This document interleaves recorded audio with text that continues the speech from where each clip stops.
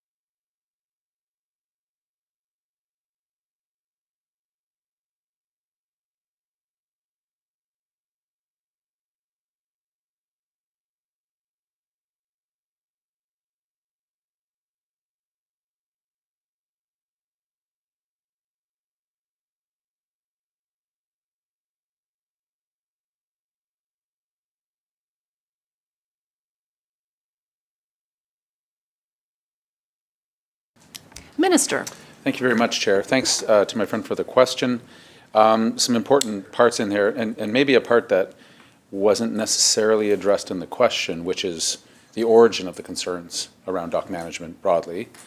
The Kwotson Nation has long-standing concerns, as he knows, as a number of other nations do, with the historical impacts, ecological impacts of docks within the territories. That's the origin of a desire to do something new. There's two areas that we're talking about, of course. One is Pender Harbour, which he asked for a bit of an update on and reflections on that process, as well as an update on what's happening within the Kwotson area. So we have an MOU with Kwotson, and in that agreement, there is an understanding that other nations can be brought into the process, as is proper. Kwotson's aware of that and agrees with that. We are meeting with the Southern Gulf Islanders for Collaborative Partnerships and Reconciliation. I was checking to see if the acronym made something. I don't think it does. So it's a bit of a mouthful, but good and new group, and we're meeting with them this week. We are also have made Kwotson aware, and they have conversations, and I think the fellow's name is Rob Butterall, perhaps, that is one of the lead voices from that group, is engaged directly with Kwotson, which we think is appropriate. Good that all the parties are talking. Stepping over to Pender Harbour for a moment, some difficult lessons learned there with respect to how we're talking to community, how frequently we're talking to community, what is our relationship in there with the nation directly, and how are we able to implicate dock owners and the concerns that they were raising, and the blowback that can happen, particularly towards First Nations in that regard, and that is something that my friend knows I'm very keen and aware to as we make efforts around reconciliation and co-management strategies, dock management plans, et cetera. When there is pushback, it can come towards government, which is appropriate. It also, and too often, goes towards the local First Nations, who are sometimes implicated, sometimes not, but because it's local, and these are often small communities that we're talking about, can be very painful and intimate, if I could use those terms properly. So we just met with one of the local government groups this morning to find out, because we established a revised dock management plan, which we did with the nation, with Shaw Nation. We both co-signed on that and released that a number of weeks ago. That has, from some perspectives, and I think many perspectives, greatly helped diminish the temperature that had gotten quite elevated. We also, in that dock management plan, revised a number of the conditions that were originally proposed. We also established an advisory group and invited local government and interested parties. There are a number of coalition groups to come to the table. I believe we've had 3 advisory group meetings so far, another at least 1 or 2 this week, and early reports are positive. We wanted to do some ground setting, a little historical piece of how we got here, and the interests of Shishal particularly, and allow them to have that voice in the advisory group, level everybody up to the same understanding, and then start to walk forward on what co-management looks like and begin to alleviate the concerns that were raised. We are taking those lessons over to the Southern Gulf Islands, absolutely. The question about illegally applied tenures that were excluded under the original OIC, we're going to have to get back to the member about that specifically. I'm not as familiar with that part of the OIC and which docks are in there. I'm just seeing if there's anything else. The eventual goal, of course, is to where I started, to address those long-standing concerns and impacts about how docks were managed or not managed within British Columbia. When we look to other jurisdictions, and we canvassed this a bit with the official opposition in a previous estimates meeting, that in Alberta, Saskatchewan, south of the border, there are much more rigorous dock management regimes than we've had in BC.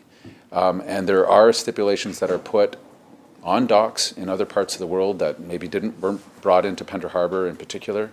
So we need to level up so that I hope what is a commonly shared interest between all parties is to not impact the environment in negative ways, to have respectful and decent rules and also good decision-making processes that respect the government's obligations on reconciliation. In Shishal, we have a very profound agreement with them, and we need to manifest that. How can we go through co-management, co-decision-making in a good way, in an expeditious way, so that it isn't so long to get to these tenures, and that we reward good behavior, to my friend's point, as opposed to maybe what has been done in the distant past with respect to this issue and a number of other land use issues. Member. Thank you. And I recognize that by introducing the Shashal example in here, I invited the minister to focus on that. Where I'd like the focus to be is on the next situation that's evolving. And from the perspective of the riding that I represent, there is a very complex issue evolving in the Southern Gulf Islands. I think that there would be a dramatically different description of the relationships between our families, straight Salish and Coast Salish families, interests and rights in the Southern Gulf Islands than the way that the minister described it. There is absolutely no doubt, and with no disrespect to Cowichan, they have a long relationship right next to us, the Husaitnich people.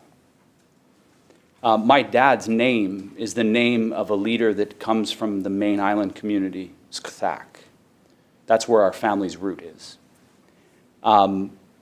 Neighboring Galliano Island, which is where our relatives from the north are. The complexity of this situation cannot be understated, or overstated, I should say, in this situation. The government always leans on shared territories, but in here, the suggestion is that there's a table with Cowichan and others are willing to join. Has the minister reached out to the other First Nations that are well known? And the list of the First Nations that the Islands Trust, for example, has to consult with, I think is an exhaustive list that is very well known and has provided challenges, frankly, for the Islands Trust, just as an example. But there's 14 or so First Nations that have interests and rights and interests in the Southern Gulf Islands area.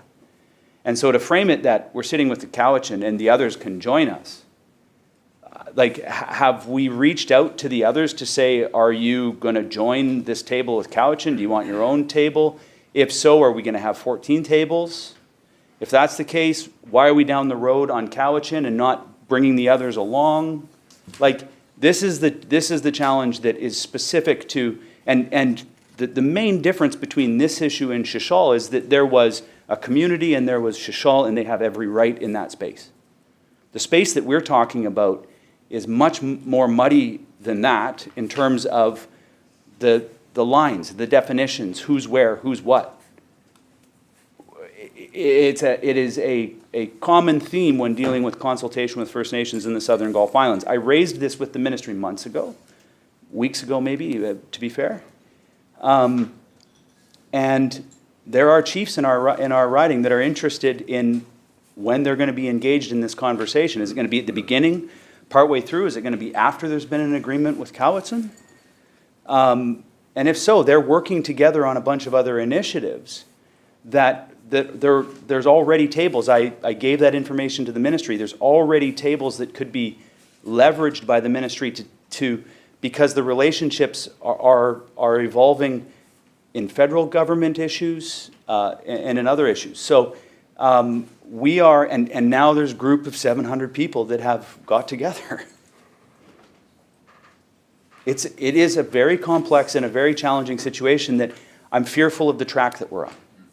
And so what I'm hoping is to get an understanding from the minister as to whether or not the other First Nations that aren't Cowichan have already been engaged, have already been invited, or have maybe already indicated that they would like their own table.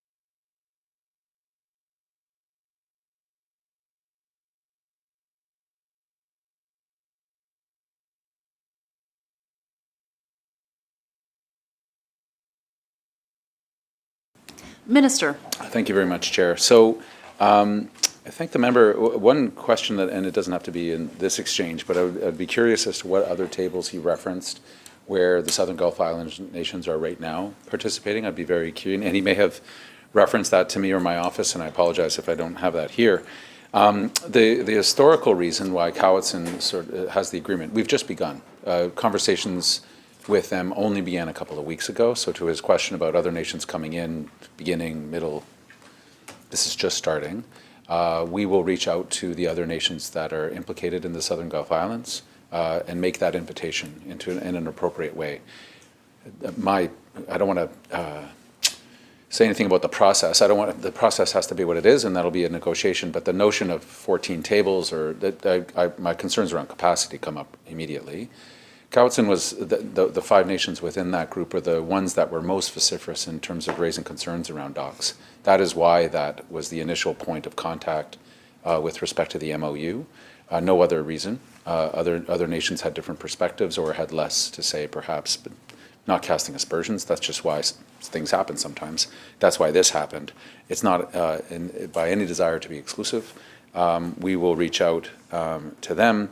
I don't know if there's anything else, and no, lessons learned out of Shishal, but I know it's different context. The complexity going into the Southern Gulf Islands is more. Yet there may be some important things with respect to the advisory groups and what happens when community groups get initiated, and how do we make sure that we're providing as much information as we can to them so that we're dealing with the same set of facts. I think one of the challenges we ran into, and still continue in some ways with Shishal, although much less, is that when people start getting their own set of facts, and that runs through social media and whatnot, much more challenging to have conversations about the actual implications. All of this goes back to the original point, is that there have been long-standing concerns around the environmental impacts upon archaeology, around clam beds. I don't need to read the list to my friend. He knows them better than I ever will. But that's where this starts, is we need to find a better management strategy when it comes to docks.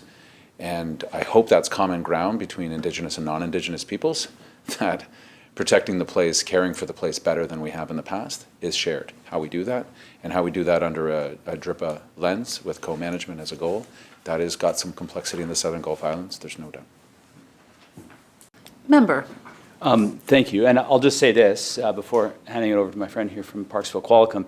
It's common ground between myself and the minister for sure in that we need to find a better way to manage docks, and that there are absolutely environmental concerns that have been brought up and been raised completely, totally. And clearly the process, as I've understood it over the last 7 years, is that the First Nations who stick their hands up when in these notification processes are the ones that the engagement starts. So that, to me, I understand how the government got to where it was. My concern is I've raised this issue previously, and I just fear that we don't lose more ground. That's the reason why it came to this forum here, is because there is a level of organization that's happening now for people who have got their applications in. Frankly, I think that we can do better than what happened the first time around and come to an outcome earlier than that. So I'll just leave it at that. I did have a question about fallow deer, which you're probably not surprised at, except I'm not going to ask it here. I'm going to send it to you, and hopefully I can get a written response to it, but I want to turn it over to my friend who's got some time. So thank you for your responses. Recognizing the member for Parksville Qualicum. Thank you, Chair. I have 4 sections of questions, and I'm hoping we can get through these before lunch so that we can not have staff have to come back, but I'll leave that up to the Minister here. My first question is a question from the City of Nanaimo and the Regional District of Nanaimo. Harewood Plains in Nanaimo is a very unique ecosystem. We're blessed in our community to have pockets of Gary Oak Meadows, and this has been identified as a very special site for the city. On the March 26th Regional District of Nanaimo board meeting, they directed staff to work with the province to see what could be done to protect this property. It represents 85 to 98% of the known populations of this birdfoot trefoil, but it's more than that. It's a Gary Oak ecosystem which is critically at risk, especially in our area.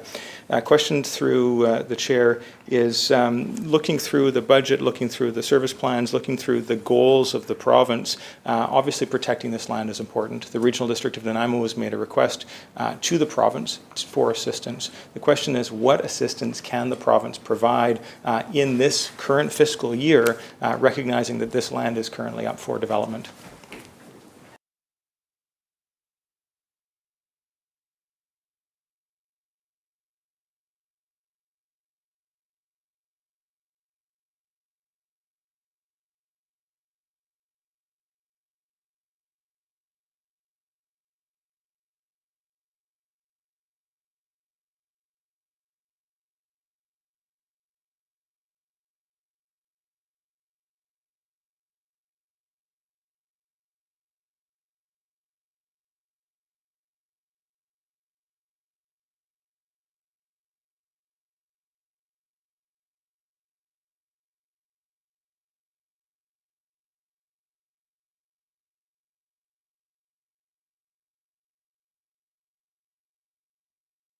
Minister.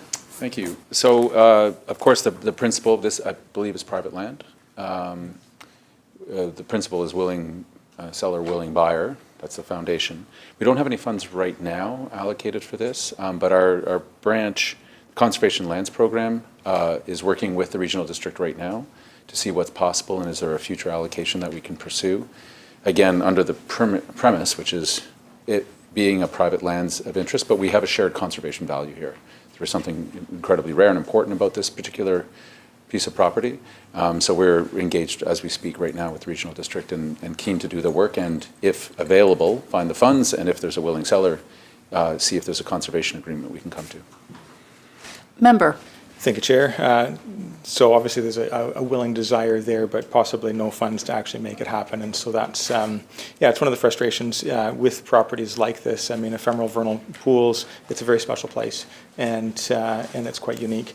Second question is regarding the Water Sustainability Act and just more broadly some of the goals, whether it's in the service plan or elsewhere for the measures to ensure that we have water when we turn on our taps. The City of Nanaimo is showing leadership in our community for planning what that could look like. They're taking the leadership that I would prefer to have seen at sort of a regional district level. The challenge with communities like those that exist in my area is some cities and towns have water, others do not. They don't tend to collaborate in a very productive way, and it leads to some disagreements and delays in this process.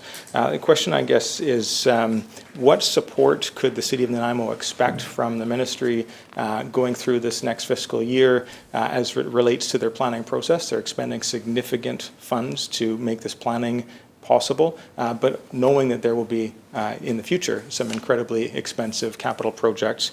So I'll roll this up into two questions: is what can the City of Nanaimo, or City of Parksville, expect as far as supports currently and in the future for planning and for the capital?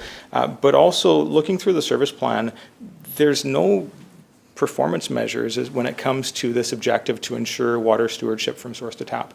And so what is the ministry doing to measure their own success as we go through to try to preserve and make available water for future residents?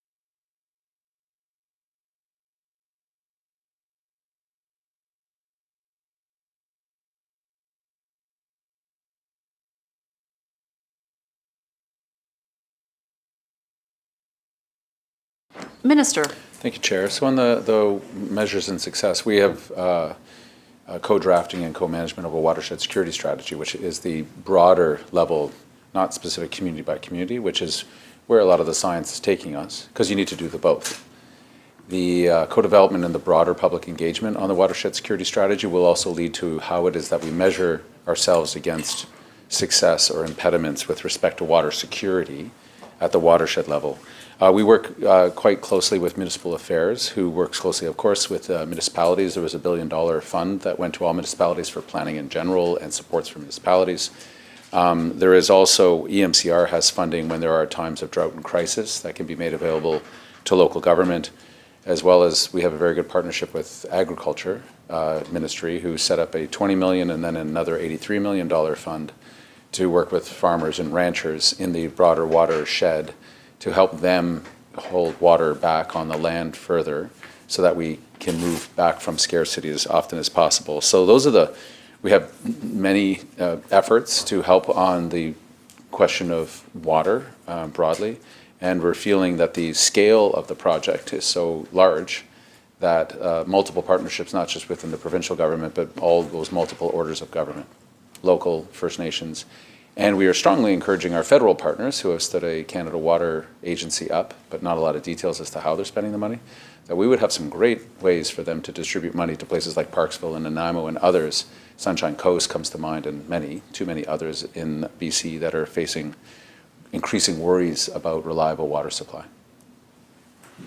Member. So what I'm hearing is that the city of Nanaimo, who I think is committed close to $1 million in the planning process, that is something they're going to bear alone at present. And I'm excited to see the watershed security strategy move forward. I think that's going to be incredibly useful. The $1 billion that the minister referenced from municipal affairs, most communities have already allocated those funds, and so while that does take off pressure from local governments, it certainly isn't earmarked in any way to water. That is a purview of local government to figure out where that money goes, and it's a bit of a challenge. And the agricultural funds, that funding is not there to ensure that the fish in Englishman River have water, but also that the residents have water for their tap. I guess I'll flip to my last question first, which is, as we talk about the watershed sustainability strategy that's underway right now, it reminds me of the Private Forest Managed Land Act review that took place many years ago. 2019, that report was made public, and it identified many concerns, especially from folks on Vancouver Island, related to the watershed, about the impact of the sustainability of logging operations on private land, with the confluence of local governments needing access to those watersheds and that water basin. I guess with that, the Private Managed Forest Land Act review, my understanding talking to the Minister of Forest recently, was that there were no next steps that took place as a result of that. I asked the Minister of Municipal Affairs, because UBCM has made requests of her government to modernize that process, and I was punted from Muni to Forests and then to you. So my question is twofold. One is, what is being done with that Private Managed Forest Land Act review? We had thousands of people participate, many concerns were raised, and my understanding is the work's not done. And how is this new water sustainability strategy going to be any different? Having a plan, having a report to point at, where the service plan doesn't actually provide any tangible objectives, how is it that we're going to see any progress on the ground to actually see things move forward?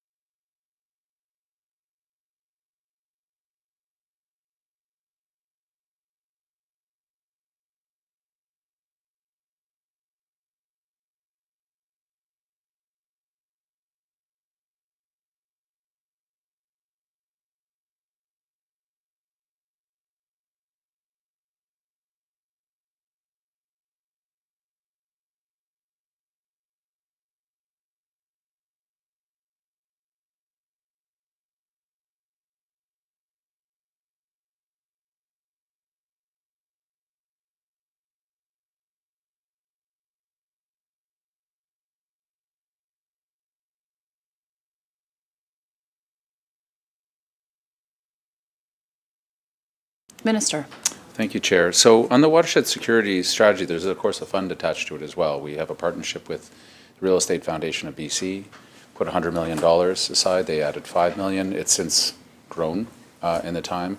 We're looking forward to hopefully quite soon that they've now established the funding working group, that they will start to have calls for proposal and actually be doing the work that continues on, similar work to the Healthy Watersheds Initiative, which was $57 million.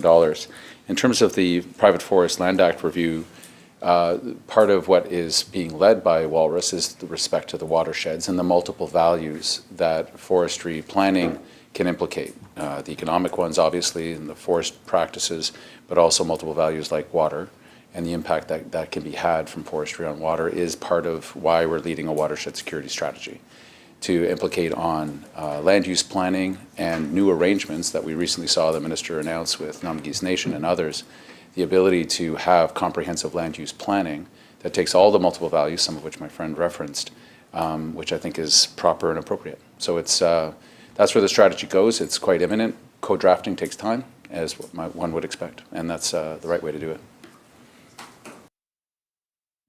Thank you, Member. We are unfortunately out of time. We are due to report progress to the main chamber. So we will ask the Minister.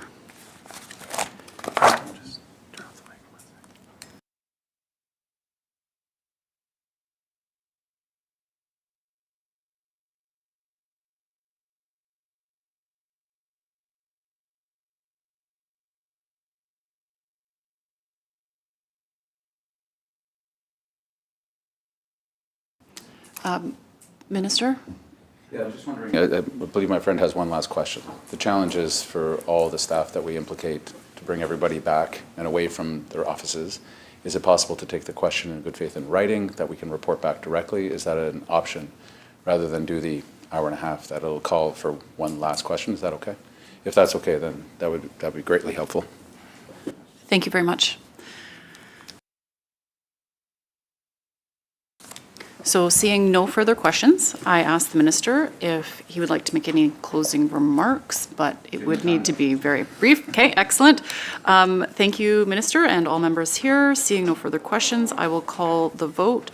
Shall vote 46 pass? Aye. A motion is carried. Thank you, members. I now recognize the Minister to move the next vote. Oh, sorry. No, I apologize.